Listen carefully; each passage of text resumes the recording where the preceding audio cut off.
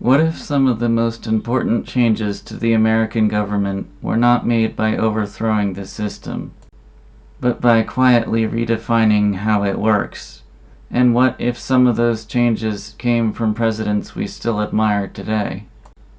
I recently started reading a book titled Theodore and Woodrow: How Two American Presidents Destroyed Constitutional Freedom. I'm about a third of the way through. And one of the most surprising things so far is not just what these presidents did, but how much of it I had really never been taught. For example, the United States Senate was not originally elected by popular vote. Senators were chosen by state legislators. That meant they represented the states as political bodies, not simply the public at large. The idea was to create a layer of government that could resist sudden shifts in public opinion and act as a stabilizing force. But that changed with the 17th Amendment to the United States Constitution. From that point forward, senators were directly elected. And while that may sound more democratic, it also removed one of the key mechanisms that allowed states to check federal power. The system was built on a single assumption: power should be divided and difficult to expand, not because leaders are always bad, but because power by its nature tends to grow. This book begins with Theodore Roosevelt. Roosevelt believed the presidency should be far more active than it had traditionally been. He openly argued that the president could do anything not explicitly forbidden by the Constitution, and he acted on that belief. For example, he intervened directly in the coal strike of 1902, threatening to seize private industry to force a resolution. He dramatically expanded the use of executive orders. He used federal power to influence economic disputes in ways previous presidents had avoided. Each action was framed as necessary, and often it was. But the precedent it set was clear. The presidency was no longer just executing law, it was shaping outcomes. Then comes Woodrow Wilson. If Roosevelt expanded power through action, Wilson expanded it through structure. Before becoming president, Wilson was not just a politician. He was a scholar of government, and he believed something fundamental: that the Constitution was no longer suited to the modern world, too rigid, too slow, too constrained. Wilson argued that government should evolve, not remain fixed, that it should be guided not just by law, but by expertise, administrators, specialists, managers. In this view, the question shifts from what does the Constitution allow to what does the situation require? And under Wilson, that shift begins to take concrete form, not just in theory, but in institutions.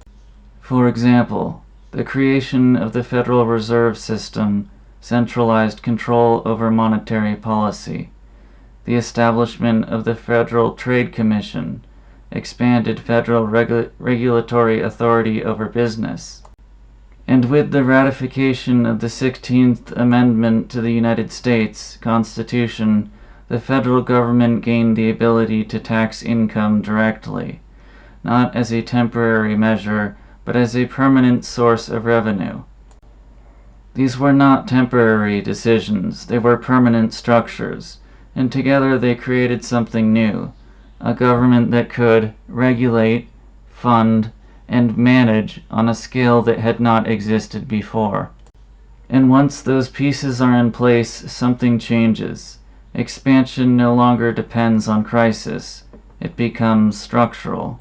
Because now there is a mechanism to create policy, a system to enforce it, and a stream of revenue to support it.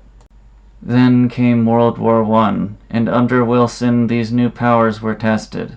The Espionage Act of 1917 and the Sedition Act of 1918 placed limits on speech and dissent. People were prosecuted, not for violence, but for words. Again, these actions were framed as necessary, and in a time of war, many accepted them. And this is where the pattern becomes unmistakable.